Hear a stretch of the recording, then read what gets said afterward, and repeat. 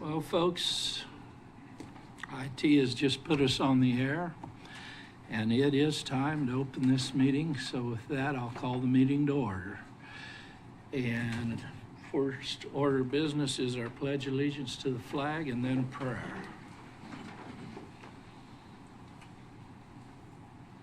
I pledge allegiance to the flag of the United States of America and to the republic for which it stands, one nation, under God, indivisible, with liberty and justice for all. And Commissioner Winger has agreed to say the prayer.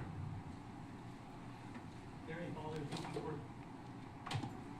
Heavenly Father, thank you for today. Thank you for all the blessings you give us and for this state that we live in and in this country that we live in. Please be with us as the commissioners that make decisions for the county and administrators and everybody that works for the county. Help us to be your hands and feet and do what's correct and right in your eye, but also in the people's eye too.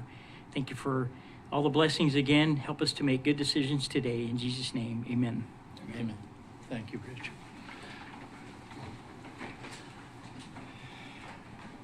I'd like to welcome everybody here today, both in the room and those that are joining us via technology. I was made aware last night that there are a lot of people that don't realize these meetings are available that way, and it shocked me, but we need to keep that in mind. And with that, I would ask if there were any public comment on items not on our agenda today. Is there anybody here that has has any comments they'd like to make? Seeing none. Next item for discussion is to determine if there are any additions or revisions to our agenda as printed. Does anybody have anything that they need to?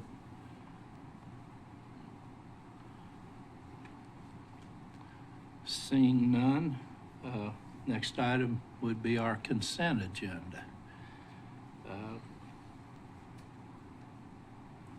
Does anybody have, I guess with no revisions, the consent agenda is as it is. Do I hear a motion to accept or from anyone? I'll make a motion to accept the consent agenda. I'll second the motion. We have a motion and a second. Is there any discussion on any of the items on the consent agenda today? Or any comments?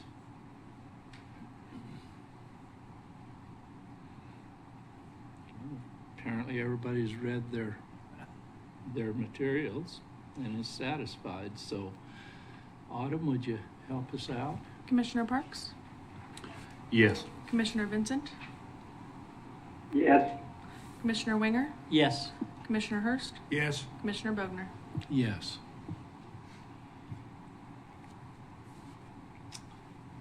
Motion passes. Item number 7, business items. We have a presentation of the 2024 audit report. If you would state your name, please, for the record. Good morning. My name is Jamie Benishek with Adams Brown, and I have Alexis Crispin with me today, and we will be going over the 2024 audit report. If you have any questions along the way, just shout, or if I go too fast, sometimes I get to talking quick. So, starting on page 1, this is our independent auditor's report. You'll see we have an adverse and unmodified opinions. The adverse opinion is on U.S. GAAP. You waive U.S. GAAP every year, and instead you apply the regulatory basis of accounting. So on that basis, we have an unmodified opinion, which is the best type of opinion that we can issue. And that essentially means that, in our opinion, your financial statements are materially correct. So like I said, the best type of opinion that we can issue and what you would hope to see in your audit report. Moving on to page 4, 5, and 6.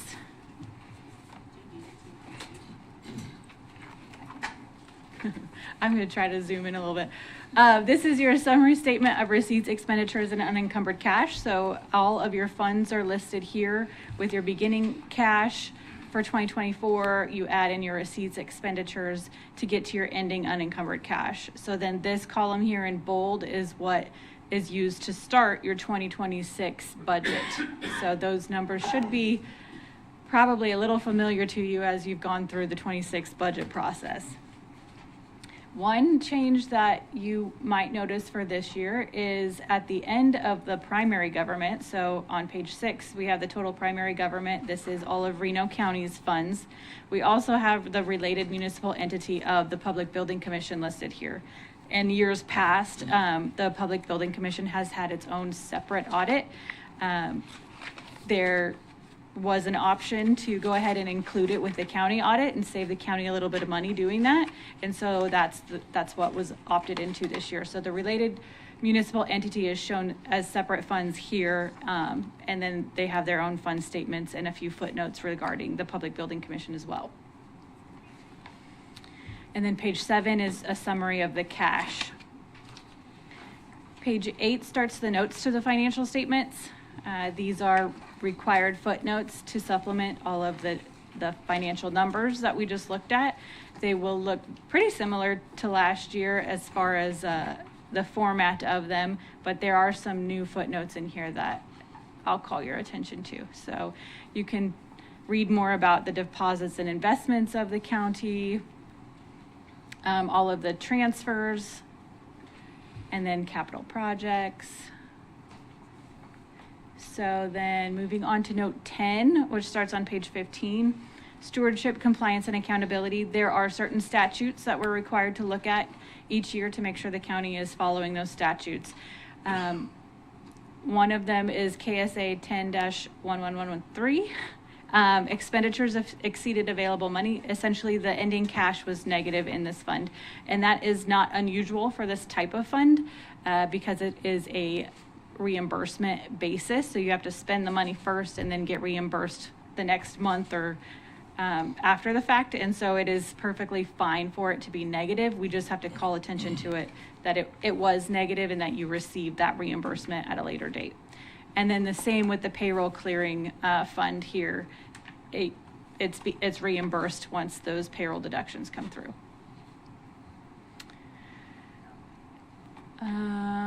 Let's see here. The next footnote is note 16 on page 19. This is the landfill closure and post-closure. We also perform an agreed upon procedure for the county. The county is required to calculate some ratios for KDHE, and based on the audit numbers and the engineering estimates, all of those ratios were in compliance. And so that agreed upon procedures, everything turned out all right, and that'll be sent to KDHE on your behalf, or Leslie will send it over for you. And then note 17 is the related municipal entity. You'll see more information here about the lease receivable between the Public Building Commission and the county, and then the capital projects that the Public Building Commission has going on, and then the debt as well. So those are all consolidated there into one footnote for the Public Building Commission. So moving on to page 23 is a summary of the debt. So again, the county is listed first, and the total county debt listed here at 14 million, I think that's 830,000. And then the Public Building Commission debt is listed separately down below. The following page is a payoff schedule. So the final payment for current debt is due in 2039. Page 25 is a summary of expenditures actual to budget. So this bolded column here is the actual expenditures for 2024. And then compared to the budget in this column, you'll see all of your funds were under budget, and you can see how far under budget they were there. And then the remaining pages of the financial statement audit are each individual fund. And so if you want more details on the general fund or any of the funds, you can find all that information there. But again, you probably have already seen some of those numbers through the budget process. So I don't have any specific funds that I was going to go over. Any questions so far? If not, I'm going to turn it over to Alex, and she's going to go over the single audit portion, which starts on page 121. Okay, so because you spent more than $750,000 in federal expenditures during 2024, you had to have a single audit. So this first report of 2 during this section is the independent auditor's report on internal control over financial reporting. So this is where we would note any deficiencies that we found with relation to the financial statements. There were none here, so we can move ahead to page 123. And this is the second report, and it is the independent auditor's report on compliance for each major program tested. So with your single audit, we have to select a major program or programs, and then any deficiencies that we find with respect to each of those would be noted here. But again, nothing to note, so we can go ahead and keep moving.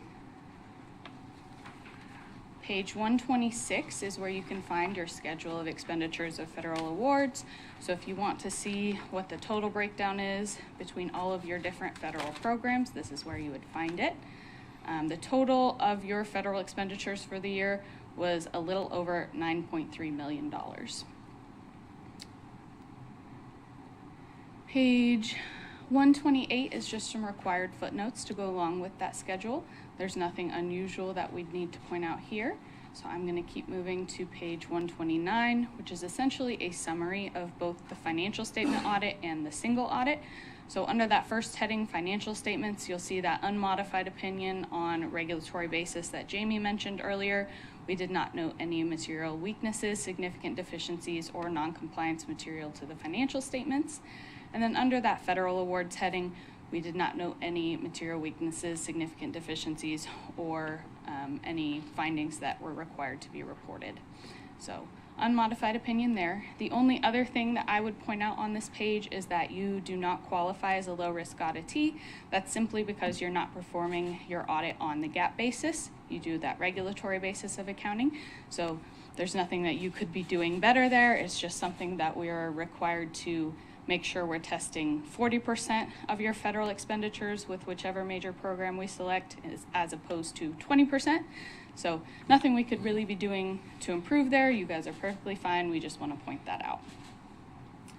So then page 130 is where we would note any deficiencies if we did, but there are none to note. So I'm going to pass it back over to Jamie to go over the governance letter.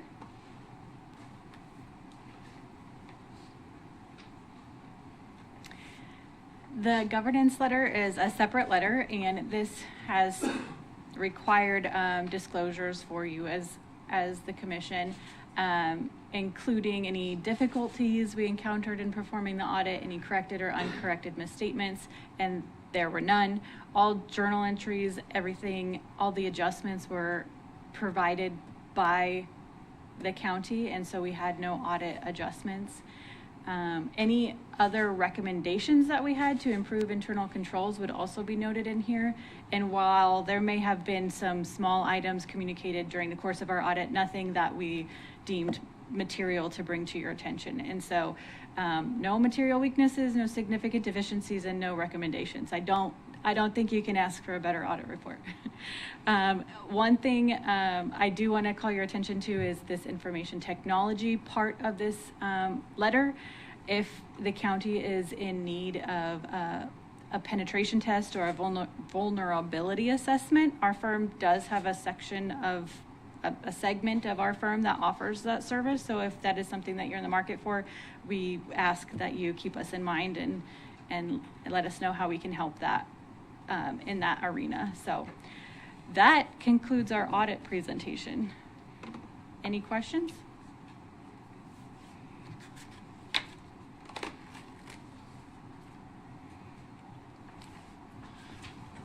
Yeah, you know, if you penetrate our system, that guy sitting in the back row is going to get angry. It's a mutual agreement that we are I know, I'm kidding. penetrating I'm the teasing system. We got people who work on that for us. I'm pleased that so far things have went well in that line for us so far. We all know it's one little hiccup away, but we've got a good IT department that's working diligently on that, and I realize they sometimes do go out to other firms for help. So I would say we will keep that in mind. I did want to take a minute to just recognize all the county staff, Leslie, Cindy, and all the departments. It's a group effort, team effort to get the audit done, and we're able to do a lot of it remotely. We have been for a few years now, and then we come on site and finish up what we can on site, and it's a great working relationship, and we really enjoy coming to Reno County and getting the audit done for you guys. So thank you for all your hard work. Well, if there's nothing further or no further questions here, I'd just like to make a comment, if I may. I think this shows the importance of and the quality of the people in our county, especially Leslie's department. And I just don't know that a lot of people, including us, don't understand fully how much work it takes and quality work it takes to be able to have an audit that you just presented. That's something that's outstanding, and you all need to thank you. I agree with that. Absolutely. I'd like to add to that. I've been in a situation where the audit wasn't what was presented today. Yeah. And when you're among the group sitting up here and you get that feeling that you've been given wrong information to make your decisions on all year, boy, that's a blow. And a lot of really late meetings and various other things. I am so happy that we have the people in place and an auditing firm that I want to say justifies, but that's not the right word, that agrees that we have good people in place that are doing their job. And I appreciate those individuals. Yep. Thank you. I'm Leslie Roederer. I'm the financial specialist for the county. Essentially, that translates into being the audit liaison. So I wanted to express my appreciation for the commissioners supporting our ability to do the audit the way we do and have the people to accomplish a clean audit and give you financial numbers that you can rely on. Randy, thank you for your support as county administrator. Cindy came on staff this year, Cindy Meyer, and has just been terrific to work with and has learned so much about the audit. And the department heads and the accountants in the department are so responsive to all of our needs. I really want to express how much I appreciate that. They show a lot of respect for this process, and we gather hundreds and hundreds of files and make them available to the auditors. We do some of our own work on top of what the departments send in, but honestly, if we didn't have all of them doing really good work in their own operations, we wouldn't be able to pull this off. So Jamie mentioned that we did not have any audit adjustments. That's my kind of nerdy accounting goal every year is I don't want any audit adjustments. I want our books to have been presented fairly by ourselves, and when we write the financial statements, we hope they're pretty close to finished and the audit firm doesn't have to suggest too many changes. But it is a process, and it takes quite a bit of time, and the rest of the county has moved on to working on the 2026 budget, and then today I can finally say I can move on from 2024. So I'm always running a little behind, but anyway, it's collaborative. Many years ago we didn't have a clean audit, and we want to keep it that way, that it is clean now. And just one thing I wanted to call your attention to, I don't know how to get it on screen, but the summary page we write for why we have an audit and why we want a clean audit, I just like to mention again, we comply with Kansas statutes that way. We have many bond requirements that we would probably have higher interest rates on our next bond issues if we did not have a clean audit. And then our grants are so essential to the operation of the county, our federal grants and our state grants, and having clean audit and good accounting information there is so important to keeping those grants. So anyway, it's been another good year, and thank you all very much. I've got a comment. I'm new to the county commission, so I appreciate all the hard work, and a clean audit is awesome to have, but also it's transparent. Anybody can look at these numbers in the county and see that every dollar is accounted for. We don't have anything hidden. When we make decisions up here, it isn't okay, whatever. It's really thought through, but you guys give us the information that shows that where the money is going, that it's going to where it needs to go, when it needs to go there, and at the amount it's supposed to be. So I really do appreciate it. The hard work that you guys do on this is tremendous. So thank you again for me, because I am new to this. Not that I've never done a budget, but not anything this big. And so having these numbers has helped me a lot to understand what, where money goes and what it goes for, and grants and all the other things that we need to get to make this process go smoothly. So I do appreciate you a lot, and just wanted to thank you from me. So. Could I have another minute to respond to that? Thank you. Yes, it's your report.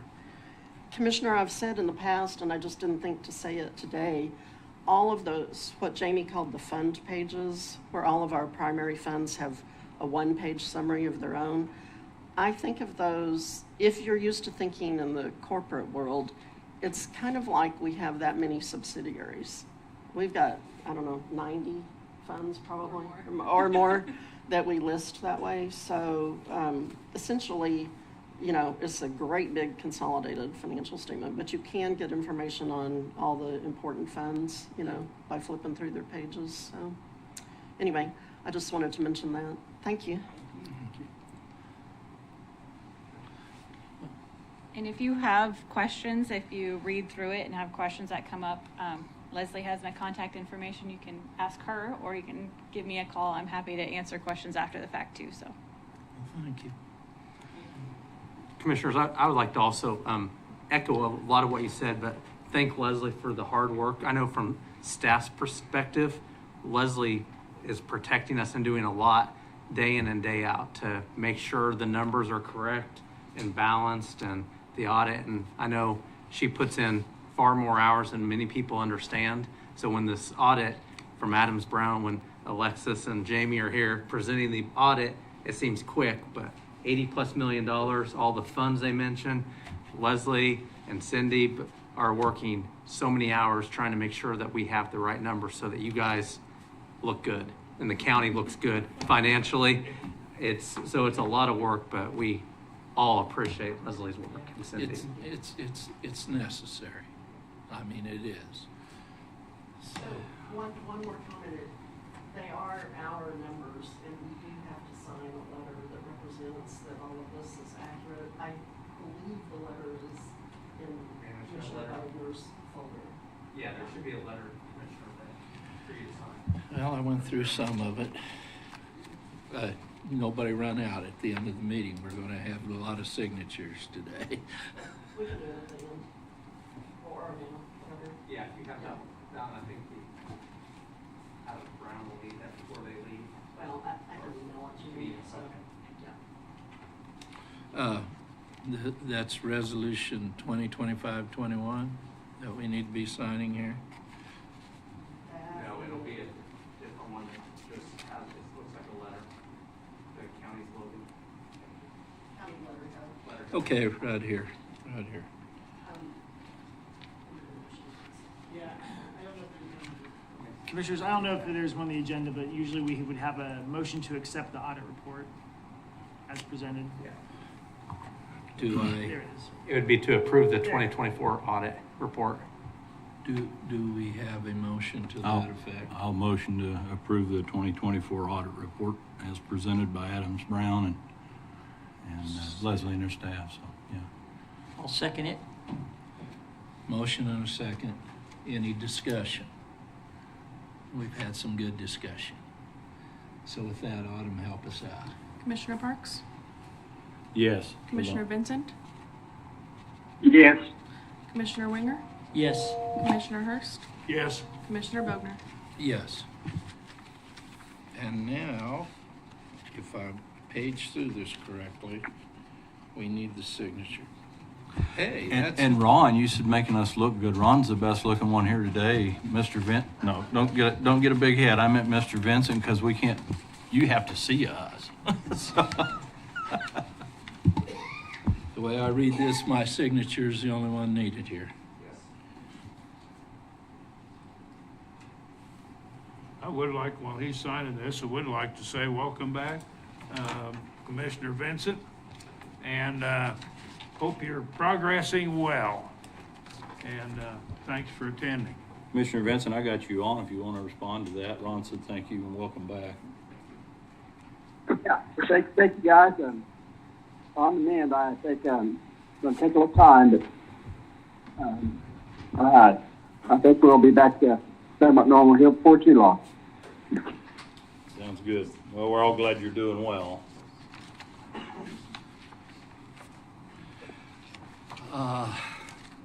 Thank you so much.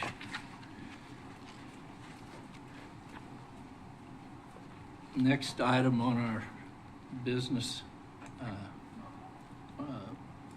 on our agenda is budgets. And budget, we have 2026 county and special districts budgets. I'll let you lead us into this. So the photos, I can see the on the screen. Can't see it from sitting there, so.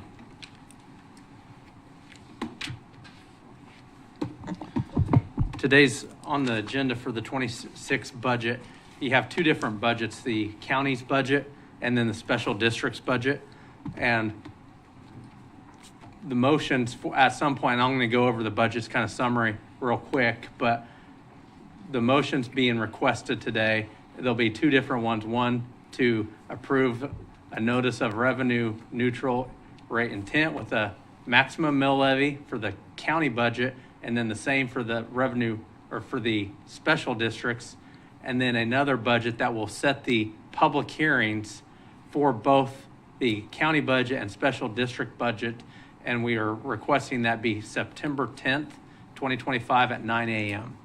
I believe it's by September 20th is the deadline to have budgets adopted. So the 10th allows, there may be another meeting. If you guys don't make a decision on the 10th, you still could probably put it in at the next meeting if changes. In the packet is kind of the budget summary. And for the county's budget, in the maximum budget that's being presented today has an increase of 2.8 mils that we have gone through and made as many changes, staff has, as we could find with cash. And let me go back to, I know I'm just going quickly here. Get to the list of, here's kind of the work that staff has done on changes made since the budget requests were originally presented and during the budget work sessions that the commission saw. So originally the wage increases, we put 6% as a placeholder to see what that would do with the budget. So it's a little over $200,000 for every 1% of pay increase for the county. So we reduced it down to 4%, which cut a little over $400,000 in the budget. We removed a discretionary position that had been in there for 2025's budget and was in 26. We removed that. That was $75,000. Made a few other adjustments. As you can see, I'm not going to go through each and every one. You guys did get this in the packet, but we are now at the point for the budget. We, especially on cash, on revenues and cash, the cash balance that we have in the general fund is a $4 million cash balance that we budget. A couple years ago, it was over $6 million. It's there to protect the county, but we budget that as a cash reserve to, it's not given to a department to spend, but it gives us a cushion if we have an emergency or we need spending, but it also helps give us cash so that we, again, if there's a unexpected emergency, but then that cash balance is very important at the end of the year. You saw the audit numbers are going to be different than the cash balance that we have in the budget. The audit numbers, what they showed for the general fund, for example, the ending unencumbered cash is what begins in the budget. So let me go up here. I'll show you kind of where that number comes in for the county's budget. So, well, I guess this page doesn't show, but in the state form, it'll then be put into the column for, that would be 2026 beginning cash balance. That's the estimate from the audit number. We look at the audit, we put that in for 25's actually beginning balance. we put all the revenues, expenditures to where it's a net zero. And so anything that we think we have left over in the audit from the end of the year, that goes into the beginning of the next column for the budget. And then that's part of our resources with all the revenues and expenditures to where we get to a zero at the bottom. Each year it changes because we don't spend 100% of our expenditures and we don't only get 100% of our revenues. So in the budget purposes, we estimate revenues to be a little bit lower other than property taxes, but the other revenues we estimate to be a little lower than what we think they'll come in to give us, to make sure that we cover. Because if we don't get them, then we'd have to make cuts mid-year. Same with expenditures. We put it a little bit above what we expect to spend, but not too much. Again, so at the end we'll have cash left over. So at the next year budget process, if we have a good cash balance, that means less reliance on a property tax for the next year. That's kind of how the state form works which is why I wanted to point that out since we're on the same day as the audit. The audit numbers of what they're showing, you have to look in the right spot, but the detailed budget page that's on the county's website will have for 2025's expected budget, the beginning cash balance will match what the 2024's audit ending unencumbered cash balance is. So we're a little, as Leslie said, we're kind of years off. We're working on 26. They just finished 24. In the budget, that'll be in the 25 column, those numbers. So I wanted to bring that to your attention. The budget, you can see here, this does have a 2.8 mil levy increase. And I guess I can't see as far, but if you look at the assessed valuation and you divide that number by 1,000, so you take the last three numbers off, that's what 1 mil of property tax brings in. So if we have to cut 2.8 mils, you would divide 2.8 times $773,000 and some change. That's where those numbers come from. That's what the mill is, what a county's mill is. That 2.8, I do want to point out for property tax purposes, and this is, oops, sorry, I went the wrong direction. In the summary page,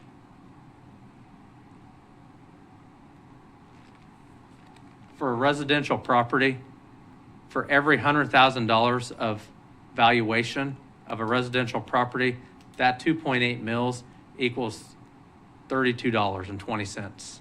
So if it's a $300,000 home, you multiply 32 times 3. For a commercial property, if it's $1 million commercial property, which is, it's $700 annually. That increase is $700. So I know none of us like property tax increases. From the county doesn't like proposing property tax increases. None of us like to pay those, but I also think that $32 for every $100,000 or $700 for a commercial is a pretty good investment for the services they get for Reno County, for all the services that we provide, whether it's the sheriff's office, district attorney, road and bridge, emergency management, all the services that health department, transit, it's all of those are part of the taxes. So I think it's a good return on investment by taxpayers, even if we don't like taxes. I just wanted to bring that up. But today, to set the budget, set the maximum budget, this is not a recommended budget. This is just because of the timing and what the state requires, we have to get this to the county clerk so she can publish, or the county clerk's office can publish a revenue neutral rate intent or notice that goes out to all taxpayers for all taxing entities of what their taxes could be if each entity with their maximum budget adopts those budgets. This is in no way the recommended budget or a budget that the county commission would be expected to pass in September. This is just that starting point. So now that you have the numbers and you can see with expenditures by department, of what every department, their history of their expenditures from 22 through 24 actuals, and then 25 budget, 26 request of how that each department's change. And then it, by fund, shows the ad valorem difference. Those that have increased ad valorem, those that have a decrease based on this budget. Again, this is just the maximum budget. That's not the recommended budget, but the requested maximum at this time until you guys have a chance to make any changes. I do want to point out rate of inflation, and this is in here. If you look at the tax levies from 2014 through the maximum for 2026. Now, 2026 is a large increase, and again, that's just at this stage, it's not what's going to be adopted. But over that time, there's an increase, average increase of just over 3% compared to 2.95% inflation rate. So with that large increase, you're still barely above the inflation over the past 10 years. Same with the Reno County budget, the total county net expenditure budget. It's barely above the rate of inflation over that time. And the mill levy amount, not the taxes, but the formula, the percentage, the mill levy rate over that time has a 0% change. So this increase to 2.8 would be almost identical to the mill levy in 2014. Just kind of wanted to point that out because over the past few years, as inflation goes up and down, the county has been trying to hold the line and cutting expenditures, and we've been cutting cash, and all the departments have done a great job of holding their budgets as flat as possible. The largest increases in our budgets are personnel increases, not really staff numbers, but just the cost of having employees and raises and capital. But every department has worked very hard to keep this budget and the request to as basic as possible. There are a few position increases in the 26 budget, I think 4.5 total.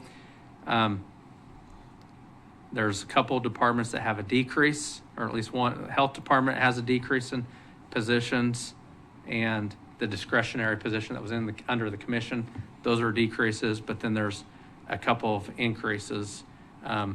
Register of Deeds has an increase, IT has an increase, Facilities has 2 people increase, and then with the fire district, there was an increase in that position. So just kind of wanted to give you the highlights, see if there's any questions on the process for today or the budget. I will say, after you guys, whatever decision you make today for the maximum budget, we can start talking about the budget in more detail. We can talk about it today or start talking next week at the commission meeting, and every meeting in between now and the public hearing, you guys can give me, as a collective group, changes you want to see in the budget. But I just wanted to point out that from staff's perspective, we've cut the cash as much as we can. We've increased some of the revenue estimates. The capital, we're down to only one department getting vehicles. We've cut other capital. There is capital CIP reserve money, but that's, as you've witnessed over the past, this year, as bids come in for projects, they're overbid. That means the reserve fund is what's going to help cover that overage. And so if we move that money, we could move that money back into the general fund or the capital CIP fund if you want. But again, that diminishes any future needs or emergencies or overages that we get on bids. I believe that those, I targeted in on those 3, the ones you have on the screen right now. Mm-hmm. And I realize that's only mill levies, but it does show a pretty good picture with regards to the overall inflation rate compared to what all departments have tried to do to keep your cost, you as a citizen's cost down. But at some point in time, and that was the problem with RNR that the state passed. They wanted to get elected again. It's the only reason that passed, because common sense said you can't continue to spend the same amount year after year and your costs continue to go up somewhere along the line, whether you're government or business or personal. You have to pay the piper at one point in time. And that's just the way it is. And so I thought this was, those three, I really studied those a lot to see where we were at. And especially you look at the last 10 years even, the effort to keep costs down, to keep taxes down, even though inflation has carried back to real estate and it's gone up. The attempt to keep your taxes as low as possible and still provide the services you want. So at some point in time, if taxes go down, your services are going to go down. Or you have to increase your tax base. And I think that's where we're trying to get done right now through economic development, housing development, and so forth. We see a lot of areas, and especially when you're dealing in a township, where the values are not there, so you have to do something.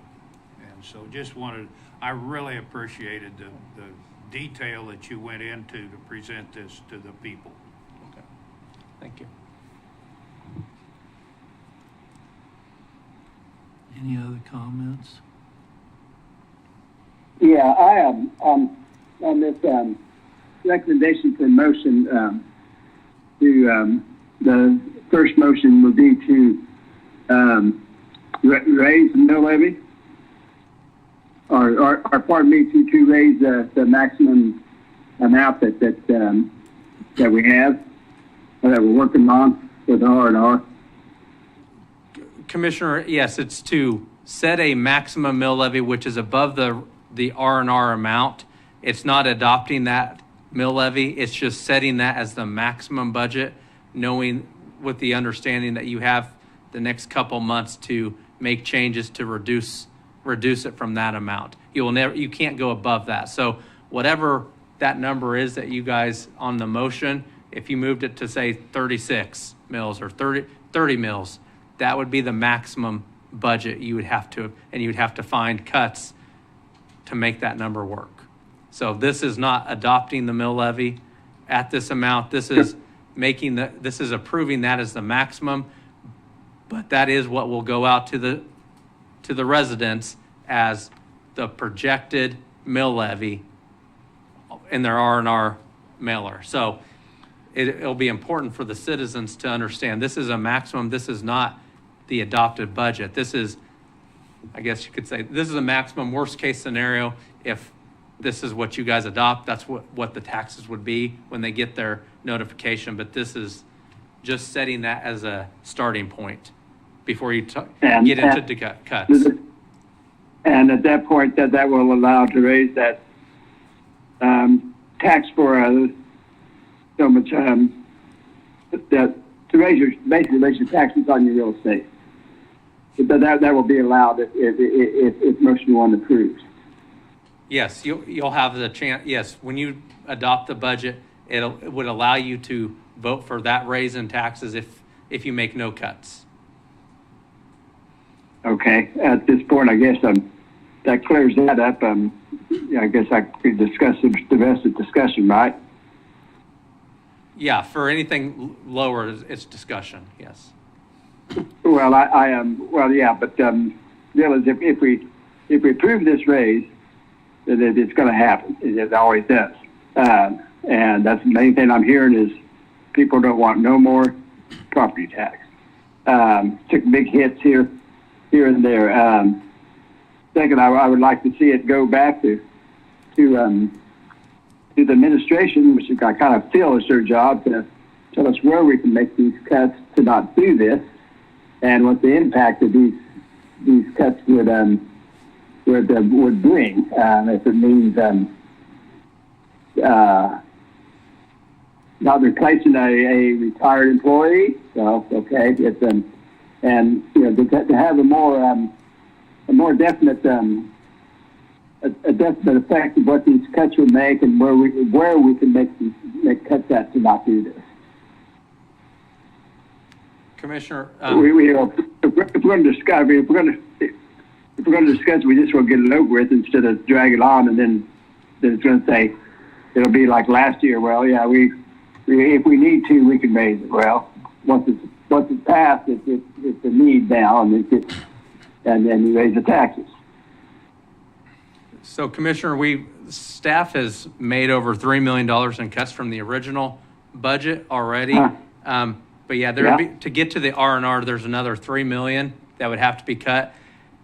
And coming back for recommendations, staff or myself would need priorities from the commissioners of what departments, what programs you want cut, because there's really not much more cash. We could get rid of all tax or payroll increases. That would be $850,000 out of over $3 million. So that's barely scratching the surface. So it would actually mean programs would have to be cut. So in response, if that's what if the commission wants to do that, we can do that, but we would need more details from you guys of where you want those cuts to be. Randy? Yeah, but I'd like a little more. I mean, administrators and the department heads know what I mean. What if we cut $500,000 from the House Department? What's going to happen? I'm sorry. Are they not going to get vaccines? Or are they not going to? What's going to happen? It depends on I didn't hear what you said to cut. 500,000 in what? Well, did you say health department, Ron? Is that what you said? Just as an example. And just using it for example. Yeah.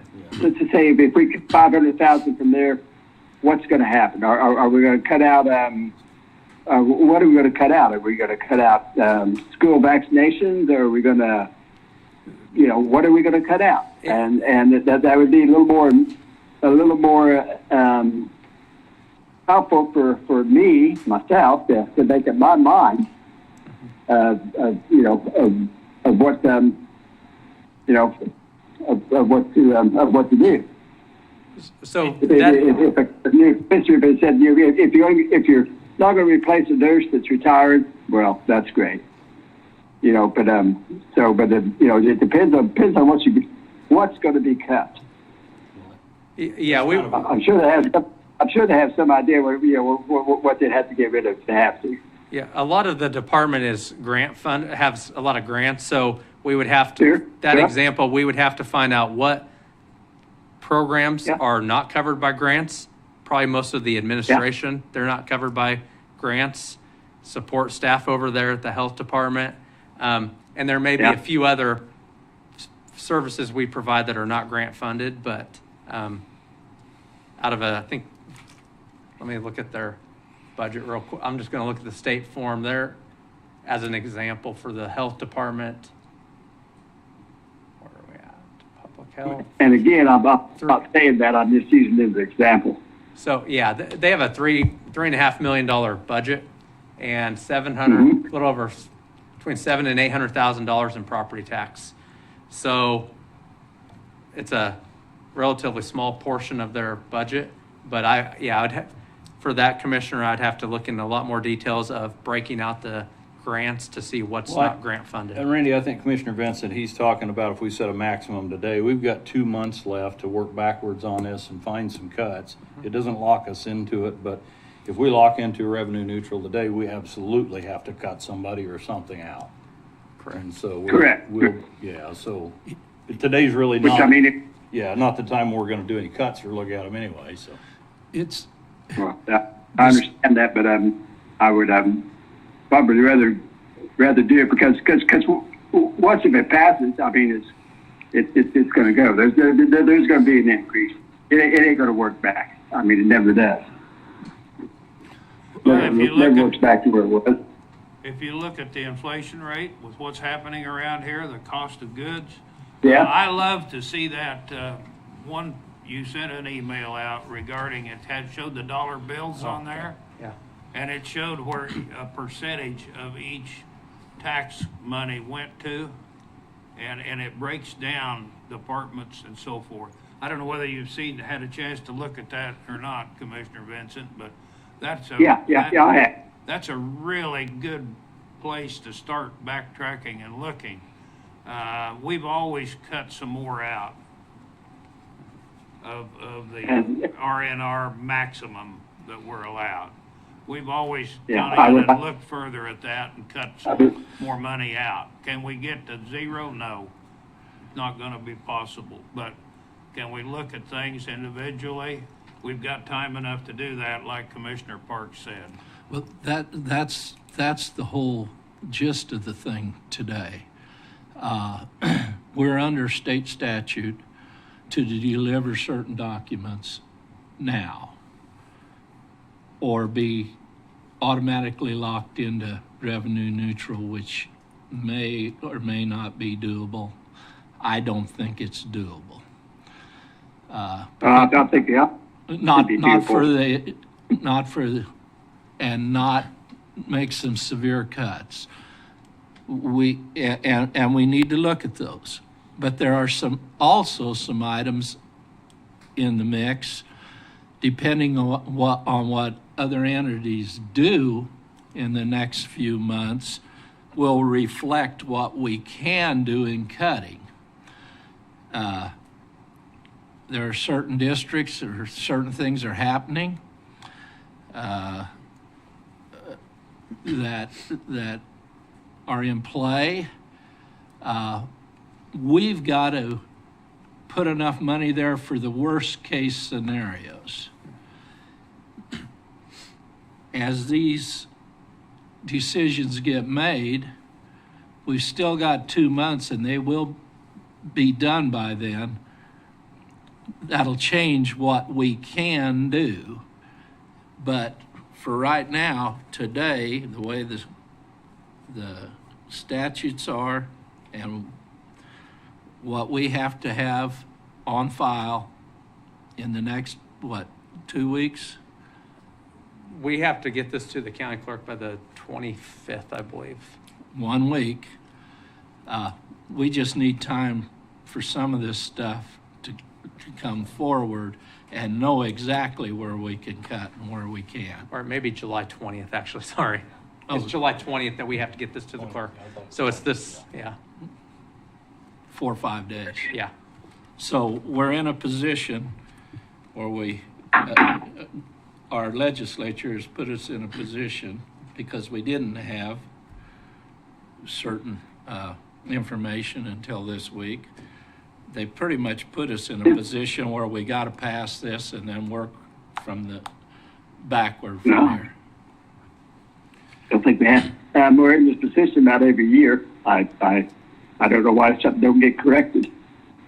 Well, we need to talk to our legislature. That is not in our capacity. And our capacity to be prepared for the budget at a certain time. We don't. I'm not a auditor. Commissioner, for the valuation, the estimated valuation, we don't get that till June 15th. So we've had a month, and the amount of work that it takes to put the form together, it could be before this, but I would recommend in the future the commission would need to meet probably at least weekly to have those discussions, because when you make changes, every time you make a change in a number on a spreadsheet, you have to go back and recalculate NRP, the Neighborhood Revitalization Plan. That's a big part of recalculating that in the spreadsheet to make sure you have the right numbers. So could it be done earlier? Probably, but it would take a lot more meetings with the county commission. And that's fine. I mean, if it's a matter of collecting taxes, property taxes, taxes could be set up earlier.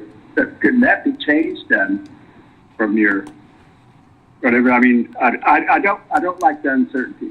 I guess that's just where I'm at on. I don't like the uncertainty. You know, we won't hit that maximum, so we can. And that's what I'm not liking about it. I think, I mean, I'm going to get overvoted anyway. So. Commissioner Vincent, I think you need to speak with your state legislators about that. They're the ones that set it up for us to follow. We didn't set it up that way. Yeah. We don't get to choose when we send tax notices out? No, that's all by statute. The state sets that up. The county clerk, county treasurer, and appraiser all have different deadlines and calendars that the state sets for them. They have deadlines. Okay, and they've been the same for quite some time, I'm assuming. Yes. Okay, so I mean, I guess we have to check. But no, I understand where we're going here, what we're doing. That's just kind of where my feelings are. And, you know, as far as that's going to move for I'm fine. Commissioner, I've got a few cuts I'd like to make too, and that will be in the discussions. Maybe they're the same cuts you want to make.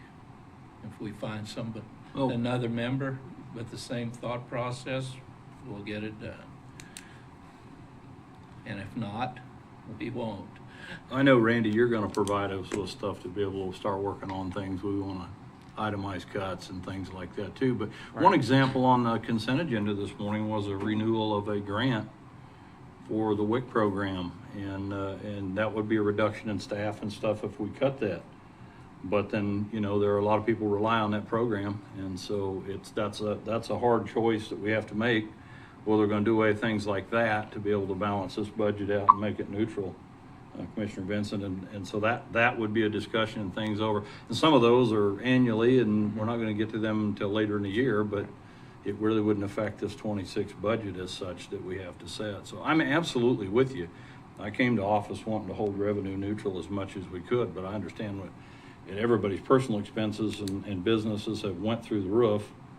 And we, you know, we're going to cut highway service, or we're going to cut health service, or we're going to cut and unprotect ourselves if we cut sheriff's department. I'm looking at him thinking about that. Where do we cut? You know, so that's something we'll have to balance in the next few months. And like Commissioner Bogner just said, he's got some ideas. I certainly do too, and I'm sure the other two sitting here with us do as well. So be something we'll roundtable and see what we can get done. Not trying to hamstring you into voting, but we are going to take a vote on this here in a little bit to do something, and you certainly have a right to vote yes or no on it. And so, yeah, we need to get to the vote. That I think I pretty much understand what's going on. Yeah. Well, and but it probably won't change my vote. But you have some legitimate concerns, yep. And that's why you're here to express them. Everybody that's sitting here pays taxes, and I'm sure everybody sitting here and sitting out in the audience or online doesn't want to see their taxes go up. But I also know, like Randy was saying down there isn't a single business in this community that hasn't seen an increase in their budget because of the cost of living. And it's an unfortunate thing, but I also am hopeful that the economies will start to get better. We're going to bring in some more business like we saw last night, and hopefully get more people, being a part of this community and contributing with their tax dollars, and make it where it's a viable asset to not just Reno County, Hutchinson, Plevna, all the other little townships and towns in the Reno County area. So that being said, we don't have a printing press. We're not the federal government, so we can't print money like we want to pay for things and have a deficit. but we also have to have a budget set, at least a starting point, and this would be the starting point, and then come back from that down to where we hopefully can have a functioning budget that everybody can be satisfied with the services that they get for the money that we're taking from them. I have to tell on myself here a little bit, for you, Commissioner Vincent, also for the rest of them. I was at a meeting here a while back with a bunch of state officials that are running. I won't name any of them, but one of them is running for Secretary of the State, and he asked me what I thought. He's currently I think in the representatives in the House and at the state level. He said, "What do you think we ought to do?" And I said, "Do you really want me to sugarcoat it, or you want the real answer?" And this is kind of my feelings. I share this because I think at some point it's really true. And he said, "No, I want the blunt answer." I said, "Stay out of our business at the county level. We manage better than you do." And that's exactly what I told him. His eyes got really wide, and I'm in it, because they try to hem us in every time they can, and we do a much more efficient job at the county level, I think, than they do in Topeka. When I think they're working on that, but every time they come up with an idea to help us, it doesn't seem to help us. And so I said, "You can take that back if you'd like to," but I told him, I think more often than not, you need to put some county and some city on the floor so you can hear from what's going on in your state instead of trying to make decisions without information. So I just wanted you to know that I was being an advocate for us. All right. So. Okay, so when we get to the vote here, all three of these motions, if approved, will raise the R&R, right? We'll raise the maximum mill levy.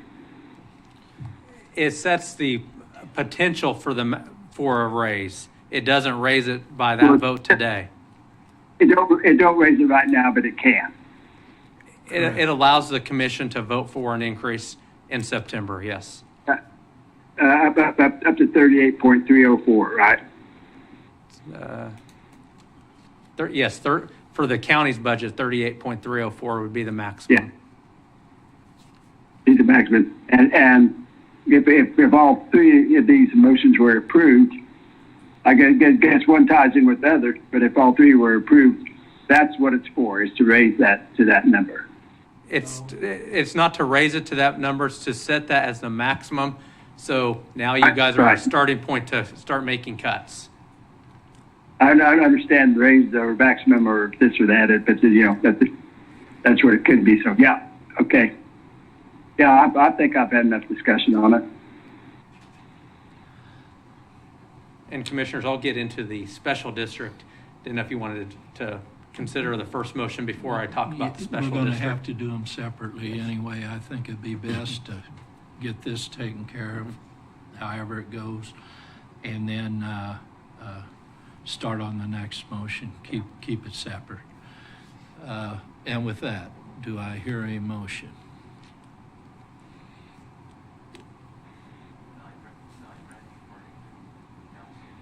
All right.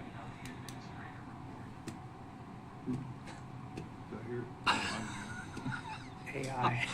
I don't know what that was, but Yeah, I was waiting to hear what that was. I thought maybe somebody was making a motion of the volume wasn't up. no. I'll move to approve a notice of revenue neutral rate intent with a maximum mill levy of 38.304 for the Reno County budget. Do I hear a second? I'll second it. We have a motion and a second. Any further discussion? We had a lengthy discussion earlier, but if somebody's thought of something, anybody have anything? Not seeing Yeah. it. Commissioner Vincent, I'm glad to hear you're feeling better. It sounds like you got a little fire back. Thank you. Very good. Good. With that, Autumn, can you help us? Commissioner Parks, Yes. Commissioner Vincent, No. Commissioner Winger, Yes. Commissioner Hurst, Yes. Commissioner Bogner. Yes. Motion carried. Second motion to our This is about the special districts. I do want to Yeah. highlight something on that. It's to set the maximum for, and it doesn't have one number because all of the special districts are separate taxing entities in one budget on here, but they would each be individually listed. As you can see, the notice here would show the proposed maximum for each district. I do want to point out what we did with this, again, this is for the maximum and to give you guys a chance to get into the details over the next couple months. So Fire District 1 is the new consolidated fire district that takes effect next January. But for the budget, so its mill levy would be 10.163.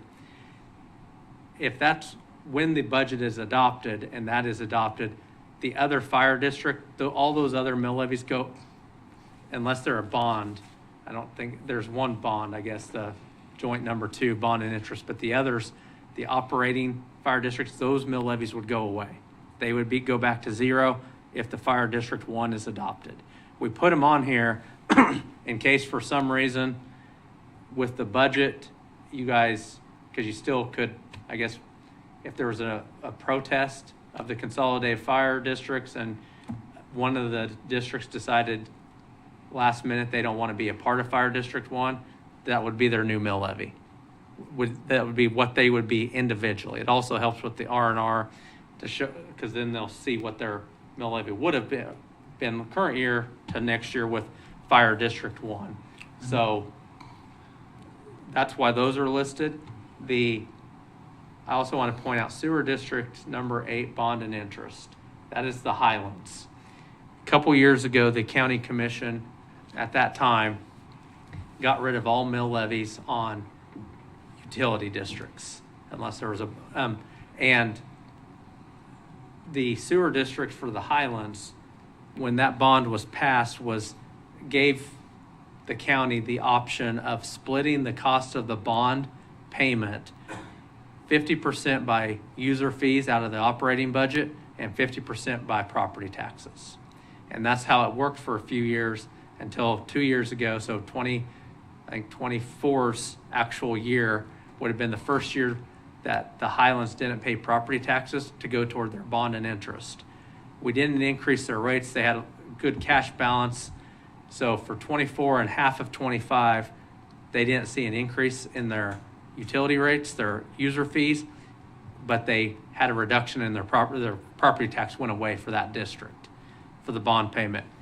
Recently, because numbers, we had to make changes, increase their user fees to cover bond payments for future years. I think it more than doubled what their user fees are. And I know there were some questions by residents out there that went to Mayor Moore, to Commissioner Parks, to Public Works Director Don Britton. And so it got brought up last week, what would happen if the bond and interest went back and paid 100% of the bond and interest? Did you touch on, we depleted the reserves that they had too? There was right. That's why they didn't see the increase. Right. Is depleted the reserves, and that's kind of like with the county budget. You do that at some point. Someone's got to pay. Right. So this bond or this proposed mill levy would allow the commission, if you choose between now and September, to determine if all of the bond and interest payments for that bond is paid out of property tax and not user fees. Then the user fees for the Highlands or the sewer district would only be operating costs, what it costs to operate that system. You could go back to the way it was pre-2024 and probably cut this mill levy in half of it paid out of the property tax, half paid out of user fees, or leave it the way it is right now today and 100% paid out of user fees. One comment about that vacant properties, if it's on property tax, vacant properties pay for part of that bond and interest when they develop. Right. They've had investment in the infrastructure. User fees is only the people using the sewer system at the time. Did you get any follow-up on that, Randy? No, I have not heard. No, after the meeting Monday night, Dawn and I was there, and they're sending out a mass email and then door hangers in case they can't catch people. But I think the majority of the people on the council and the ones that were there would like to see it all on their taxes, because if you itemize, you can take that off of your taxes, which is not a huge deal, but it would be a lot more appetizing for them than to stick it all in their utility bill and go back to the basic service charge for their sewage usage. But they didn't want to make that decision without hearing back from them. So I suspect there's a good possibility we could have that decision for the next meeting, because they were going to try to rush that out to the residents. So I don't know. I didn't touch base with you. I wanted you to know that too. So that may be the direction that we'll bring back before this board. And so Let's clarify which Don. That was Don Britton. Don Britton, sorry, yes, yeah. I don't need any more on my plate than I got. Yeah, no, they're very relieved, I think, to hear some information. So anyway, I'll leave you alone. Sorry, I just wanted to interject that there. Yeah, that was kind of the end of that's what, for the maximum, for the utility districts, that's kind of why the numbers are what they are. And again, this will not be, what's on this sheet will not be what's adopted, especially on the fire districts. It's either going to be all on Fire District 1 or all the other ones separate When we from originally District 1. talked about this, if you don't mind me jumping in here, the numbers that Adam threw out there originally was an 8 instead of 10 on mill levy. He thought if he combined, he could do it around that. What jumped it? Just not realizing Valuations. Some of the districts, valuation, not I mean, realizing the expense. some of these districts, their valuation's figured. not real good. Some are a lot healthier. And then the one thing, I mean, to set the district up for success, we do, putting a $500,000 capital expense or toward reserves to start building to make sure they have all the right equipment across the whole district. Well, I say that publicly because that conversation was shared way back then, and then we jumped to a 10 here, just so people understand why. And it was all estimates at that time without the numbers. Some people estimates are real, and Yeah. I just want to make sure that people knew that, so, yeah. Because I followed that through quite a bit through conversations with people, so. If you have nothing further, any comments up here? All I got to say is that's one of those things that's floating out there is we've got to prepare for either contingency at this point by state statute. By the time we approve a final budget, we should be to a point where we know what's going away here and what we're keeping, right? Yes. So our hands are kind of tied here again, in my estimation, as to what we've got to do to stay with statute at this point in time, and then make sure that we do make the cuts in the proper places as they become available. Any other comment? I appreciate the fact that the Highlands are reaching out to individuals. I don't understand why they just wouldn't want it all not on property tax, but just on a user's fee, because that's really what it is. It's a user fee. But I think we need to listen to the city and hear what they have to say, and their rights to look at that and go along with it. Yeah. If that's the way they want it, it's in the very end, it comes out the same for the county. So, keep the users in mind. We'll see what they come up with. But we're on this particular deal here now. If I don't hear any further discussion, I'd say it's time for a vote. Has anybody got anything? Not seen any or hearing any? Autumn, help us out. Commissioner Parks? Yep. Wait a minute, we haven't made a motion yet. Oh, yeah, we need that motion, You're don't we? getting good. You're getting ahead.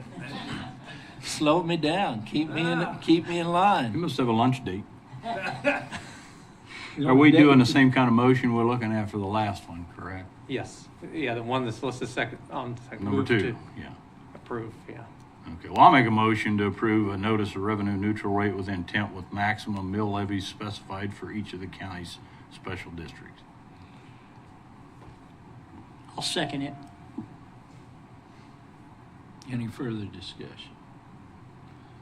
Seeing none, now you can help us, Autumn. Commissioner Parks? Yes. Commissioner Vincent, No. Commissioner Winger, Yes. Commissioner Hurst, Yes. Commissioner Bogner. Yes. Motion passes. Next motion in this, or next discussion and probable motion in this is setting a hearing date. Yes, it's to set the revenue neutral rate and budget hearing, public hearing date for the county and special district budgets to be held on September 10th at the meeting that begins at 9 a.m.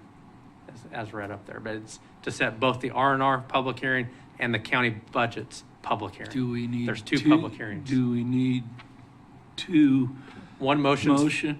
One motion's fine as long as you specify that it's for both public hearings and both budgets. I don't see Patrick. Yeah, I mean, yes, the main thing is then, by putting it in the minutes, this allows us to send out the proper notices to everybody so they have a chance to come to that hearing. So we just need it in the minutes and approve for the time. Would somebody want to make a motion? But we're not setting a revenue neutral rate. You're setting a hearing. Your motion 3 is to say, yeah, which, so it's, when they get their notice for the revenue neutral rate, it also includes when the hearing will be. So. Well, then I'll move to set an R&R and budget hearing date for the county and special district budgets to be held on September 10th, 2025 during the regular scheduled meeting, which begins at 9 a.m. on the Reno County Courthouse Veterans Room. I'll second that. Have a motion and a second. Any discussion? Just to follow up on, just because we made a comment, I mean, seems obvious, but for the people at home, there'll be lots of discussion between now and September 10th on the budget, but no budget will be finalized until September 10th. So that's when the final save all, final draft will be done. Yeah. Commissioner Parks, Yes. Commissioner Vincent, No. Commissioner Winger, Yes. Commissioner Hurst, Yes. Commissioner Bogner. Yes. Motion passes. That would conclude the business portion. We got anything on your reports, Randy, that you want to make us aware of? Just that, and I'll forward a calendar invite. I know a couple commissioners got this, but there's the Reno County EMS is having a groundbreaking ceremony Thursday, July 24th, 10 a.m. in Arlington for that EMS station. And I know, I believe Chairman Bogner and Commissioner Hurst got an invite. You guys are on the Transparency Committee with the EMS or with the hospital and county, but this is open to all of you. But that again is Thursday, July 24th, 10 a.m. I didn't have a chance to call Dave, but I have several conflicts that morning. I will not be able to attend. Okay. And I wish I were. What time? 10 a.m. I wish I were able to attend because that's something I've been involved in a long time, and I think what we're doing there is with the new building and is cementing the fact that we intend to give good service to that portion of the county, and they were in need of better facilities, and it's a much needed thing, and we're on budgets. His budget, he actually cut his budget with all this other stuff going on. So it's one of those things we're mandated to provide, and we're working on doing it efficiently with decent facilities for the employees that are there. I wish I could be there that day, but unfortunately I can't. And with that, I was going to make that my comments later, but Sorry to interrupt, Oh. but I thought it might be a time to do it. No. And the only other thing is I'll probably have either a budget session or this budget discussion will be on next week's agenda, because next week's agenda is pretty light. We will have recommendations for architect selections on the health department renovation. If you guys want to continue moving forward with that, of course, but we'll have that recommendation, and then that's pretty much the only business item right now. So unless something changes between now and when the agenda packet goes out tomorrow, so we probably will have some more time for a longer budget discussion of what cuts you see and what changes you want to ask about. So staff can then go back and do some research if you have ideas. Well, and there is something, like, we need to keep our infrastructure in mind, like with these buildings, and we know there's a crowding problem over here. And when this ambulance station gets done here in town, it will alleviate that problem. And we've got to keep planning for the future. We can make some cuts tomorrow that would make us look good today, but somebody's going to have to pay for that in the future. We've got to keep our facilities up and do some things. You can't necessarily live for this particular day. You got to be looking down the road.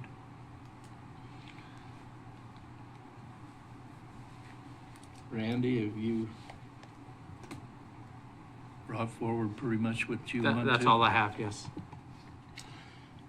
County Commission reports and comments.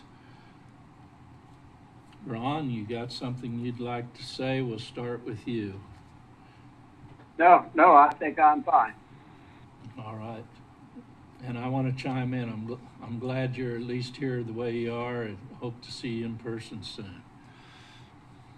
Oh, I think I'll be pretty soon. I appreciate you guys' good wishes. Absolutely. Thank you.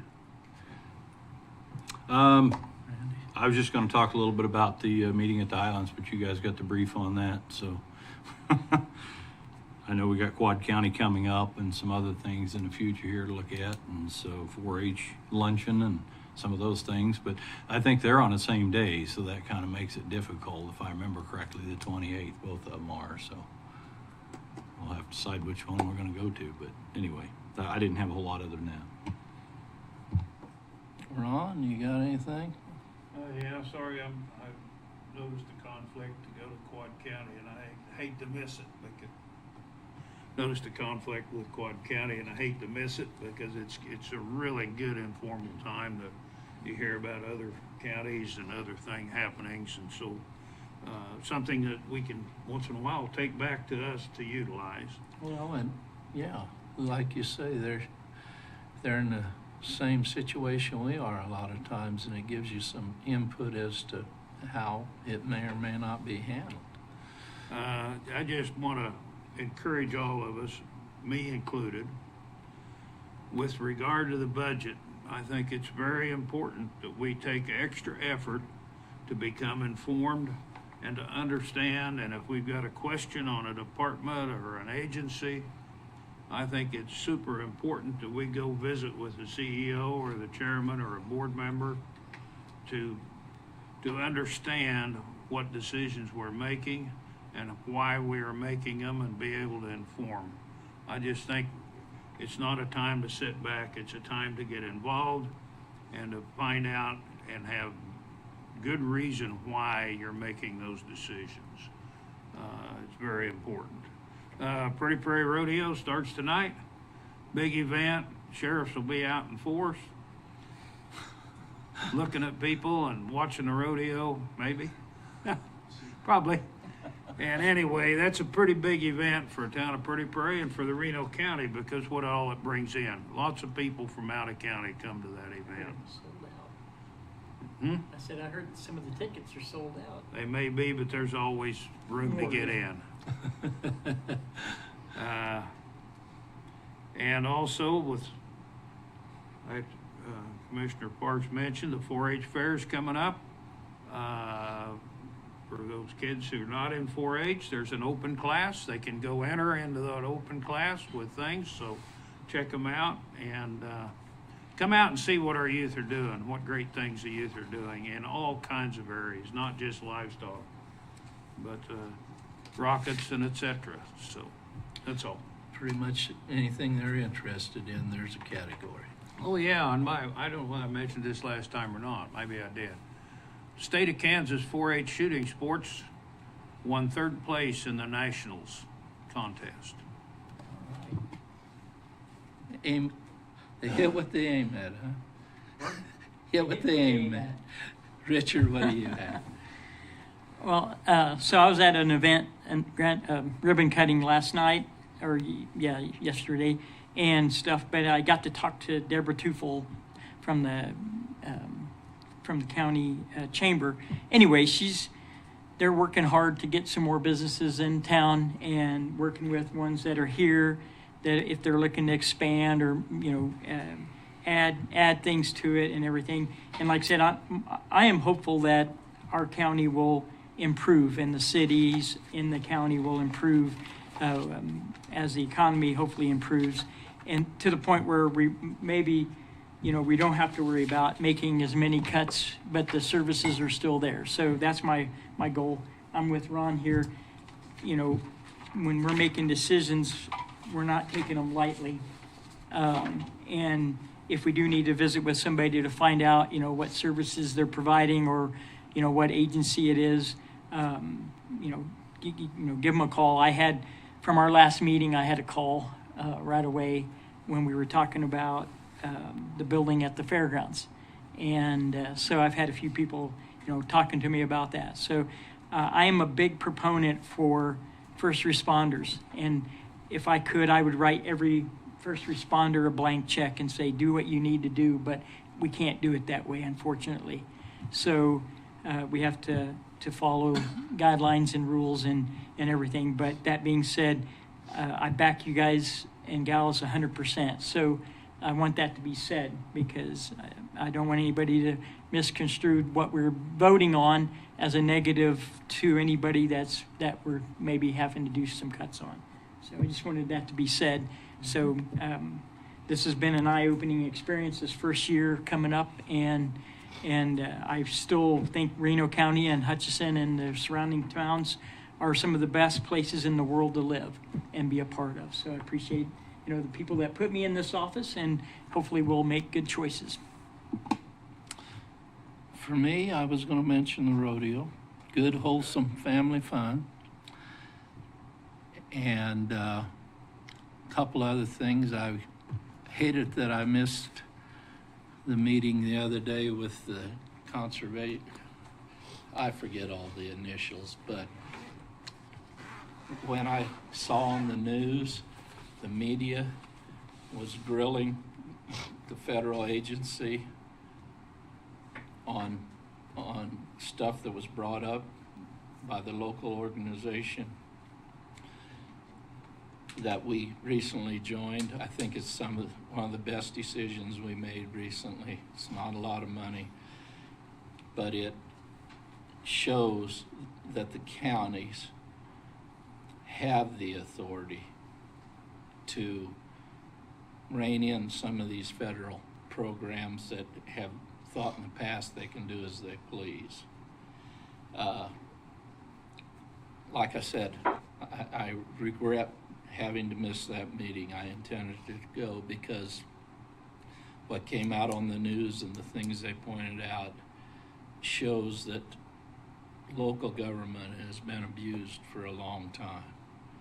At least what we did gives us the authority to bring them in and have them be accountable. So with that in mind, that was something I wanted to mention. And like I said, like we've all said, this budget deal is always a nightmare. And some of it's scheduling that we don't get to do, but all we can do is follow the process and do the best we can. Thank you. With that, I'd say if nobody has anything, it's time to adjourn. Thank you.